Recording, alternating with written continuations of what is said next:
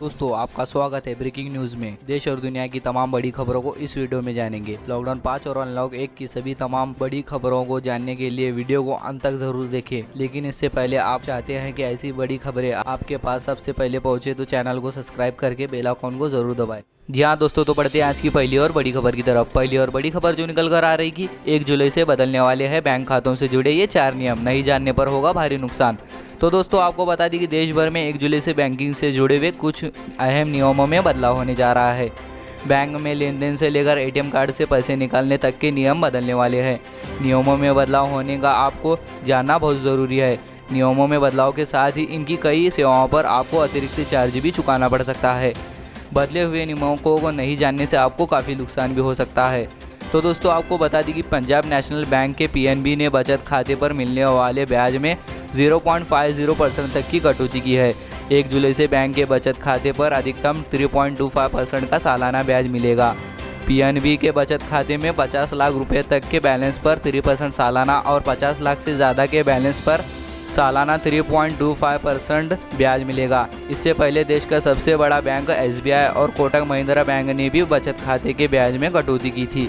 तो दोस्तों आपको बता दी कि बैंक ऑफ बड़ौदा ने पिछले कुछ दिनों में ग्राहकों को SMS करके कहा था कि अपना अकाउंट जल्द से जल्द अपडेट करा ले, नहीं तो अकाउंट को फ्रीज कर दिया जाएगा। बैंक ऑफ बड़ौदा में पिछले कुछ दिनों में विजया और देना बैंक का मिलय हुआ था। आपको बता दी कि बैंक अपडेशन के लिए आधार, पैन और राशन कार्ड जमा कराना ज़रूरी होता है, या कोई ऐसा और पहचान पत्र जिसने आपका डेट ऑफ बर्थ लिखा हो। डॉक्यूमेंट जमा नहीं कराने पर अकाउंट फ्रीज हो जाएगा।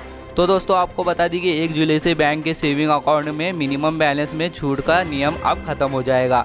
अब सरकार ने 30 जून तक के बचत खातों में मिनिमम मंथली बैलेंस मेंटेन रखने की ज़रूरत को लॉकडाउन के दौरान ही ख़त्म कर दी। अगर ग्राहक के बचत खाते में मिनिमम बैलेंस मौजूद नहीं हुआ तो बैंक उससे चार्ज नहीं वसूलेंगे। अभी मेट्रो सिटी, शहरी, अर्ध शहरी और ग्रामीण इलाकों के हिसाब से अलग अलग बैंकों में बचत खाते में मिनिमम बैलेंस रखने की लिमिट अलग अलग है। साथ ही में दोस्तों आपको बता दी कि बहुत ज़रूरी सूचना है कि 1 जुलाई से देश भर में ATM से निकालने से मिलने वाली छूट खत्म हो जाएगी। मौजूदा वक्त में ATM से एक बार में 10,000 तक निकालने की छूट थी। वही लॉकडाउन के दौरान किसी काशी पर 3 महीने के लिए चार्ज में छूट दी गई थी। इस अवधि में ATM से पैसे निकालने पर कोई चार्ज नहीं लगा। ये छूट 30 जून तक लागू है। वित्त मंत्री निर्मला सीतारमण ने छूट की घोषणा करते हुए कहा था कि ये छूट लोगों को लॉकडाउन से राहत दिलाने के लिए कही गई थी। तो दोस्तों आपको बता दी कि जैसा कि 1 जुलाई आने वाला है, अगर आपका कोई काम इससे जुड़ा हुआ बचा हुआ है तो उसे जल्दी से जल्द निपटा ले। और इसी पूरी खबर पर आपका क्या सोचते हैं तो उसको कमेंट करके ज़रूर बताएं। तो दोस्तों बढ़ते हैं आज की अगली और बड़ी खबर की तरफ। अगली और बड़ी खबर जो निकल कर आ रही कि कोरोनिल का क्लिनिकल ट्रायल करने वाले निम्स चेयरमैन पलटे, बोले बाबा रामदेव जाने कैसे बनाई है दवाई। जी हाँ दोस्तों, आपको बता दी कि पतंजलि के साथ महामारी की दवा क्लिनिकल ट्रायल करने वाले निम्स विश्वविद्यालय के मालिक और चेयरमैन BS तोमर पलट गए हैं। उन्होंने कहा है कि हमने अपने अस्पतालों में महामारी की दवा का कोई भी क्लिनिकल ट्रायल नहीं किया है। BS तोमर ने कहा है कि हमने ह्यूमैनिटी बूस्ट के रूप में अश्वगंधा, गिलोय और तुलसी दिया था। मैं नहीं जानता कि बाबा रामदेव ने इससे महामारी की 100% इलाज करने वाली दवा कैसे बता दी। जी हाँ दोस्तों, आपको बता दी कि इस पूरे मामले में हैरत की बात तो यह है कि 23 मई को निम्स विद्यालय ने सी ट्रायल से ऐश्वर्या की ह्यूमैनिटी टेस्टिंग के लिए इजाज़त ली थी। 23 मई को ये ट्रायल शुरू किया गया था और 23 जून को बाबा रामदेव के साथ मिलकर 1 महीने के अंदर ही लोगों के सामने दवा पेश कर दी गई। निम्स के चेयरमैन का कहना है कि हमारी फाइंडिंग अभी 2 दिन पहले ही हुई थी, मगर रामदेव ने दवा कैसे बनाई नहीं जानते हैं। मैं इस बारे में कुछ नहीं जानता। जी हाँ दोस्तों, आपको बता दी कि महामारी को मात देने वाली वैक्सीन बनाने का दावा करने के बाद आयुष मंत्रालय ने पतंजलि की दवाई कोरोनिल पर रोक लगा दी है और टेस्ट सैंपल, लाइसेंस आदि को लेकर पूरी जानकारी मांगी है। पतंजलि ने जवाब में बताया है कि इस दवाई का महामारी से पीड़ित किसी भी गंभीर मरीज पर टेस्ट नहीं किया गया था, कम लक्षण वाले मरीजों पर टेस्ट किया गया था। जी हाँ दोस्तों, आपको बता दी कि जाहिर है कि महामारी के 7% इलाज करने वाली दवा कोरोनिल के दवा को लेकर पतंजलि की मुश्किल बढ़ गई है। एक तरफ से राजस्थान सरकार ने बाबा रामदेव पर केस दर्ज कराने की बात कही है, तो वहीं उत्तराखंड सरकार भी पतंजलि को नोटिस भेजकर रही है। उत्तराखंड आयुर्वेद विभाग ने नोटिस जारी करके पूछा है कि दवा लॉन्च करने की परमिशन कहां से मिली है। जी हाँ दोस्तों, आपको बता दी कि दवा को लेकर दावे कितने सच और कितने झूठ, इस बड़ी खबर पर आपकी राय जरूर रखें। तो दोस्तों बढ़ते हैं आज की अगली और बड़ी खबर की तरफ। अगली और बड़ी खबर जो निकल कर आ रही कि टैक्स पे को बड़ी राहत, ITR की तारीख बढ़ी, पैन कार्ड आधार कार्ड लिंक के डेडलाइन मार्च 2021 तक। तो दोस्तों आपको बता दी कि टैक्स पे को बड़ी राहत मिली है। सरकार ने टैक्स पे कानून को लेकर टाइम लिमिट को आगे बढ़ाया है। वित्त वर्ष 2018-19 के लिए ओरिजिनल या revised income tax return file करने की तारीख बढ़ाकर अब 31 जुलाई 2020 कर दी गई है। वित्त वर्ष 19-20 के लिए टैक्स रिटर्न फाइल करने की तारीख बढ़ाकर 31 नवंबर 2020 कर दी गई है। इसका मतलब 31 जुलाई और 31 अक्टूबर 2020 तक के फाइल कर रहा था उसे अब 30 नवंबर तक फाइल किया जा सकता है। जी हाँ दोस्तों, आपको बता दी कि वित्त वर्ष 19-20 के लिए अलग अलग इन्वेस्टमेंट और क्लेम डिटेक्शन की तारीख को बढ़ाकर 31 जुलाई 2020 कर दिया गया है। वित्त वर्ष 2020 के लिए रिटर्न फाइल करने की तारीख 30 नवंबर 2020 तक बढ़ा दी गई है। जी हाँ दोस्तों, आपको बता दी कि केंद्रीय प्रत्यक्ष बोर्ड की तरफ से जारी सूचना में वित्त वर्ष 2019-20 के लिए टैक्स क्लेम के वास्ते निवेश करने की समय सीमा को भी 31 जुलाई तक बढ़ा दी गया है। इससे पहले सरकार ने आयकर में छूट प्राप्त करने के लिए निवेश के लिए अंतिम सीमा 30 जून तक तय की थी। और साथ ही में दोस्तों आपको बता दें कि बहुत ज़रूरी सूचना है, पैन कार्ड और आधार कार्ड की लिंक करने की तारीख जो 30 जून को बढ़ाकर 31 मार्च 2021 कर दी गई है। अगर पैन कार्ड और आधार कार्ड समय से लिंक नहीं किया गया तो पैन कार्ड बेकार हो जाएगा। तो दोस्तों आपका कोई भी इनसे काम रह गया है तो उसे जल्द से जल्द निपटा ले। तो दोस्तों बढ़ते हैं आज की अगली और बड़ी खबर की तरफ। अगली और बड़ी खबर जो निकल कर आ रही कि पेट्रोल और डीजल की महंगाई के खिलाफ में पूरे देश में प्रदर्शन, अपने अपने ढंग से जताया विरोध। जी हाँ दोस्तों, आपको बता दी कि देश में डीजल और पेट्रोल की कीमतों में बेतहाशा बढ़ोतरी देखी गई है। ऐसा पहली बार हुआ है कि डीजल के दाम पेट्रोल के पार करके गए हैं।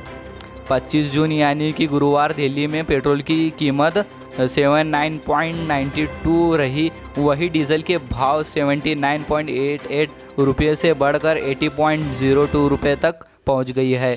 भारतीय इतिहास में ऐसा पहली बार हुआ है कि डीजल ने 80 रुपये के भाव को भी पार कर दिया गया है। इस महंगाई को लेकर विपक्ष लांब हो गया है और सरकार को घेरना शुरू कर दिया गया है। देश के कई इलाकों में गुरुवार को तेल की कीमतों में महंगाई को लेकर विरोध प्रदर्शन भी किया गया है। पार्टियों में कांग्रेस, राष्ट्रीय जनता दल और समाजवादी पार्टी यानी कि सत्ता शामिल रही। तो दोस्तों आपको बता दी कि पेट्रोल और डीजल की बढ़ती कीमत को लेकर राष्ट्रीय जनता दल यानी कि RJD के नेता तेजस्वी यादव ने सड़कों पर उतर गए और पटना स्थित आवास से तेजस्वी यादव ने पार्टी के अन्य नेताओं के साथ विरोध प्रदर्शन की शुरुआत की। तो दोस्तों आपको बता दी कि वही दूसरी तरफ आपको बता दी कि पिछले कई दिनों से लगातार बढ़ते डीजल और पेट्रोल के दामों को लेकर लोग अनोखे और दिलचस्प तरीके से इसका विरोध कर रहे हैं। पश्चिमी दिल्ली के कर्मापुरा में डीजल के बड़े दामों के विरोध में ऑडी कार को बैलगाड़ी से बांधकर खींचा गया और बैनर पोस्टर लगाकर सरकार का इस फैसले का प्रदर्शन किया गया है। वही दोस्तों आपको बता दी कि यूपी के बाराबंकी में गुरुवार को समाजवादी पार्टी ने पेट्रोल डीजल के दाम बढ़ने पर कानपुर में टांगे पर चढ़कर सवारी की और अनोखा प्रदर्शन किया। तो दोस्तों बढ़ते हैं आज की अगली और बड़ी खबर की तरफ। अगली और बड़ी खबर जो निकल कर आ रही कि इंडिगो का फ्लैक्स पे ऑफर, सिर्फ 10% पेमेंट करके बुक कर सकेंगे फ्लाइट टिकट और 90% पेमेंट बाद में करने का मिलेगा विकल्प। जी हाँ दोस्तों आपको बता दें कि विमान कंपनी इंडिगो हवाई यात्रा करने वालों के लिए फ्लैक्स पे नाम से एक खास ऑफर लेकर आई है। इस स्कीम के तहत यहाँ भी घरेलू उड़ानों के लिए मात्र 10% पेमेंट करके अपनी टिकट बुक करा सकेंगे। इसके बाद उनके पास विकल्प होगा कि अन्य 90% पेमेंट यात्रा या फिर टिकट बुक करने के 15 दिन के अंदर करना होगा। सामान्य तौर पर यात्री के फ्लाइट में टिकट बुक करते समय पूरी टिकट की कीमत चुकानी होती है। जी हाँ दोस्तों आपको बता दें कि स्कीम को लेकर कंपनी ने कहा है कि अगर 4 लोग दिल्ली से मुंबई के राउंड ट्रिप के लिए टिकट बुक करते हैं तो उन्हें मिनिमम फ्लैक्स पे के तहत 3200 रुपये का ही भुगतान करना होगा। हर व्यक्ति के लिए 400 रुपये का ही खर्च करके टिकट बुक कर सकेंगे। बाद में टोटल बुकिंग अमाउंट में इस पेमेंट को घटाकर बची रकम देनी होगी।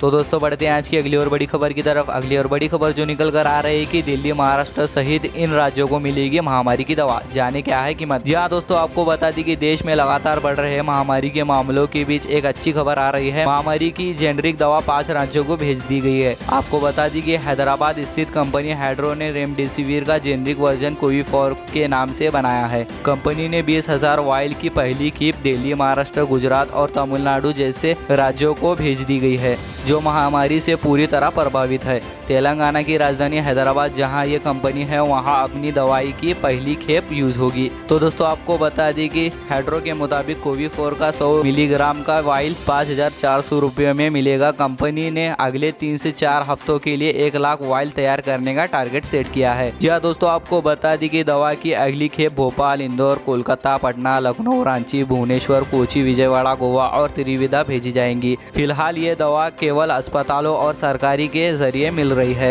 मेडिकल स्टोर में अभी उपलब्ध नहीं है। के लिए बस इतना ही। वीडियो को लाइक और शेयर जरूर कर दें और अभी तक आपने हमारे चैनल को सब्सक्राइब नहीं किया तो सब्सक्राइब करें, बेल के आइकॉन को दबाएं और नोटिफिकेशन